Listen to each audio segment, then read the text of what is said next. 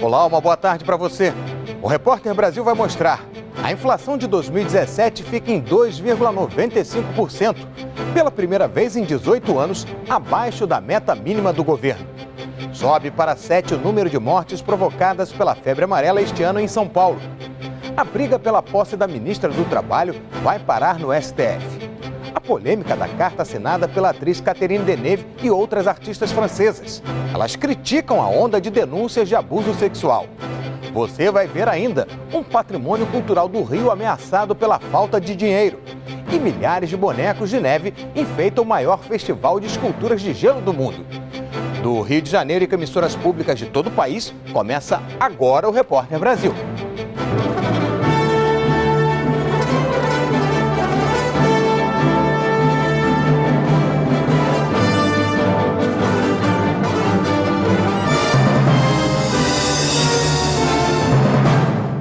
A inflação de 2017 teve o menor índice em quase 2 décadas e pela primeira vez desde que o sistema de metas foi criado em 1999, ficou abaixo do mínimo estipulado pelo governo. Pela primeira vez, a inflação oficial do país, medida pelo Índice de Preços ao Consumidor, ficou abaixo do piso da meta do Banco Central e fechou o ano de 2017 em 2,95%. A meta era de 4,5%, com margem de 1 ponto percentual e meio para cima ou para baixo.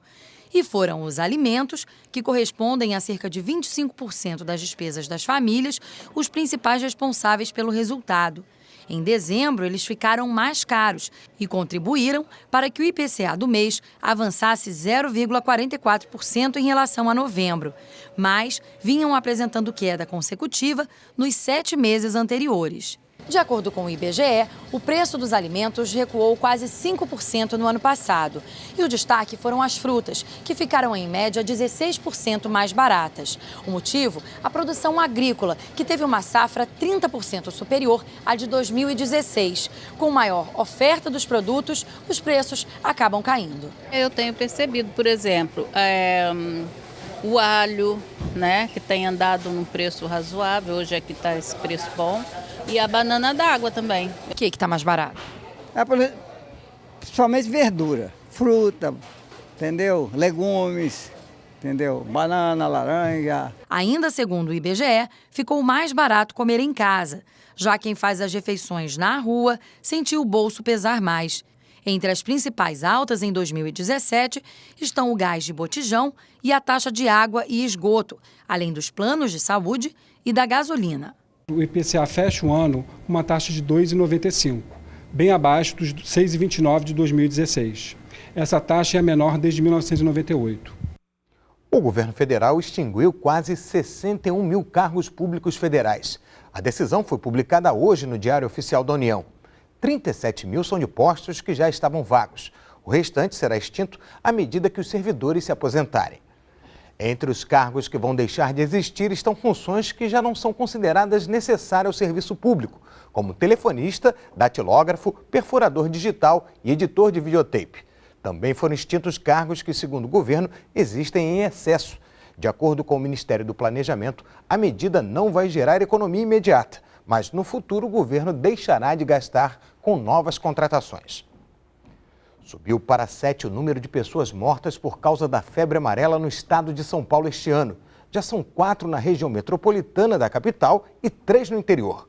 Em todo o estado foram confirmados 33 casos da doença. Mais 4 pessoas morreram de febre amarela no estado de São Paulo. A causa da morte foi confirmada pelos municípios. Foram 2 pessoas em Atibaia, uma em Jarinu e outra na cidade de São Paulo. Adilson Tadeu Esteves, de 48 anos, chegou aqui ao Hospital Lefort, no bairro da Liberdade, no dia 5 de janeiro e acabou falecendo ontem à tarde em decorrência da febre amarela. O hospital não tem informação sobre onde ele pode ter contraído a doença. O paciente estava internado na UTI e, de acordo com o hospital, evoluiu para falência múltipla de órgãos, disfunção renal grave e choque séptico. Ele era candidato a um transplante de fígado, mas já não tinha mais condição de passar pelo procedimento por causa do estado de saúde. Desde o início de 2017, a cidade de São Paulo registrou 16 casos da doença, mas de acordo com a Secretaria Municipal de Saúde, essas pessoas contraíram o vírus em outros municípios ou estados. Ontem, o Ministério da Saúde anunciou que vai realizar campanha emergencial de vacinação nos estados de São Paulo, Rio de Janeiro e Bahia. É uma medida que visa dar cobertura vacinal à população brasileira de áreas onde não circulava o vírus. Então, quando a gente identifica o macaco com febre amarela, nós temos que dar cobertura vacinal à população que está no entorno. Como são áreas de grande número de habitantes, nós fracionamos a vacina para garantir cobertura rápida em pouco espaço de tempo. Agora há pouco, a Secretaria de Saúde de São Paulo anunciou novas medidas para conter o avanço da febre amarela. A repórter Raquel Setes fala com a gente ao vivo. Muito boa tarde, Raquel. Boa tarde, Marcelo. Essa campanha emergencial de vacinação vai acontecer entre os dias 3 e 24 de fevereiro em 53 cidades da Grande São Paulo, da Baixada Santista e do Vale do Paraíba. Ao todo, 6.300.000 pessoas devem ser imunizadas. Em algumas cidades, toda a população vai receber a vacina. Em outras cidades, só quem reside em certas áreas. Esse é o caso, por exemplo, aqui da capital, São Paulo. É importante a gente lembrar que nos locais, nas cidades, nos bairros onde a vacinação já está acontecendo, a campanha permanece com a dose integral. E também é importante a gente lembrar que a dose fracionada tem a mesma eficácia da integral, a única diferença é que ela tem uma validade menor, ela dura cerca de 8 anos. A doutora Regiane de Paula, que é diretora do Centro de Vigilância Epidemiológica, esteve aqui e falou um pouquinho sobre como vai ser essa campanha.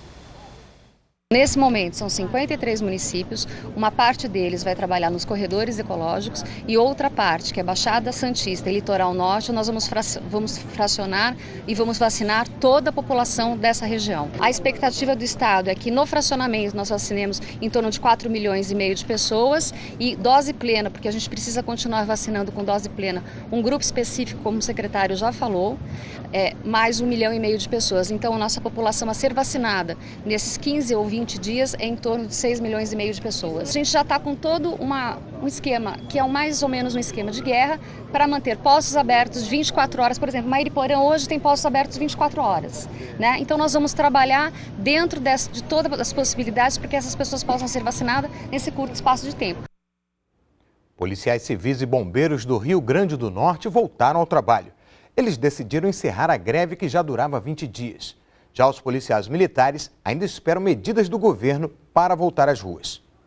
A decisão de retornar às atividades foi tomada em assembleias das respectivas categorias após o governo do estado apresentar uma proposta para o pagamento dos salários de dezembro, que devem ser quitados até o dia 12 de janeiro, bem como da garantia de melhorias nas condições de trabalho das polícias civil e militar.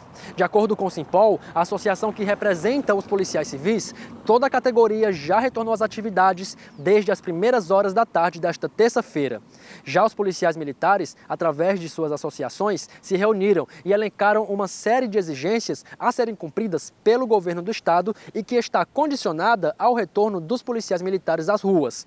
Dentre elas está a retirada da categoria no projeto de lei que prevê o aumento da alíquota previdenciária dos servidores, bem como a não punição de qualquer militar que tenha integrado um movimento, além de manutenção das promoções dos PMs.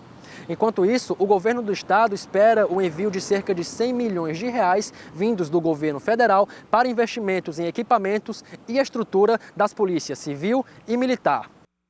Na cidade de Macaé, no norte do estado do Rio, o patrulhamento foi reforçado e os ônibus voltaram a circular depois de uma onda de violência que provocou a morte de um policial e pânico entre os moradores de pelo menos 2 bairros. A guerra pelo controle do tráfico de drogas na cidade, que fica a 194 quilômetros da capital, explodiu nesta terça-feira. Em pelo menos 2 bairros, os tiroteios provocaram o fechamento do comércio. 5 ônibus foram incendiados. As ruas ficaram vazias e o terminal de ônibus da cidade chegou a ser fechado por algumas horas. O cabo da PM José René Araújo Barros, de 35 anos, foi morto durante uma operação para acabar com o confronto entre os criminosos. Hoje, a Polícia Militar reforçou a segurança em Macaé com homens vindos de 3 cidades vizinhas, além de 2 helicópteros. O cabo é o 4º policial morto no estado do Rio este ano. E hoje de manhã, no Rio de Janeiro, bandidos roubaram uma van que transportava funcionários da EBC, a empresa Brasil de Comunicação, da qual a TV Brasil faz parte. O motorista e um dos funcionários foram levados até uma comunidade dominada pelo tráfico. Ninguém ficou ferido. A van, de modelo semelhante a esta, vinha da Baixada Fluminense em direção ao centro da cidade, onde fica a sede da EBC, trazendo funcionários para o trabalho. Por volta das 5h30 da manhã, bandidos em um carro e 2 motos abordaram o veículo na altura da estação do metrô da Pavuna, na zona norte do Rio. Eles roubaram a van para usá-la no transporte de carga roubada. 3 dos funcionários foram deixados na entrada da favela do Chapadão, que fica próximo ao local da abordagem. Outro funcionário e o motorista do veículo foram levados até a comunidade e obrigados a ajudar a carregar os produtos roubados. Depois disso, foram libertados pelos criminosos sem sofrer ferimentos. A região da Baixada Fluminense e da zona norte da capital são as campeãs em registros de roubo de carga. Entre janeiro e dezembro do ano passado, as 2 áreas tiveram somadas 5.600 casos, de um total de 9.445 em todo o estado. Os bandidos levaram os documentos e os celulares das vítimas, menos do motorista e do funcionário, que tiveram que ajudar a transportar a carga roubada, que era de pernis de porco. A polícia ainda não localizou o veículo da EBC. A Polícia Militar do Paraná está testando um método pioneiro para identificar criminosos e infratores. Tudo é feito com a ajuda da biometria e da internet. 3 viaturas do Batalhão Rodoviário da Polícia Militar foram equipadas com o leitor biométrico no litoral. O aparelho é usado em blitzes nas rodovias e em abordagens de rotina e pode identificar pessoas com mandado de prisão em aberto ou com a carteira de habilitação suspensa. Nós temos um banco de mandados que é chamado de blacklist. Hoje são 13.000 mandados de prisão em aberto. Se a pessoa não quiser se identificar ou nós tivermos alguma dúvida com relação à identificação dela ou dúvida com relação ao documento que ela está carregando, nós conseguimos, através do sistema, ter a certeza que esse indivíduo é realmente o que foi abordado. Para a gente entender como funciona o equipamento, o tenente vai fazer um teste agora na prática. Esse aqui é o leitor, não é, tenente? Esse é o leitor biométrico, onde o cidadão que foi abordado vai colocar o seu indicador direito ou o seu polegar direito. Vamos fazer um teste. Indicador direito, por favor. Pressionar forte. Isso. Você pode perceber que a sua digital foi captada. Então agora a gente vai enviar ela para o sistema, onde vai haver o confronto com as outras digitais. Foi realizado o confronto, ali apareceu 0 candidatos. Por quê? Porque nós trabalhamos com uma blacklist, ou seja, se a senhora possuísse, porventura, um mandado de prisão em aberto, aí apareceria a tua ficha. Nome completo, nome da mãe, RG e ali as 10 digitais que foram coletadas pelo sistema. O projeto piloto é pioneiro no Brasil. Por enquanto está em fase de testes. Ao fim da Operação Verão, os resultados vão ser avaliados pela PM, que vai decidir se é viável ampliar para toda a polícia. Os turistas do litoral que conheceram o aparelho aprovaram a ideia. Tecnologia é sempre bem-vinda, desde que funcione corretamente. A minha funcionou. A polícia está de parabéns, quanto mais, melhor. Mais rapidez, mais segurança, mais tranquilidade, até para nós veranistas. Depois do intervalo, o governo tenta uma nova estratégia para garantir a posse da ministra do Trabalho. E o polêmico manifesto de artistas francesas que dizem que as denúncias contra os abusos em Hollywood foram longe demais. Um momento, please.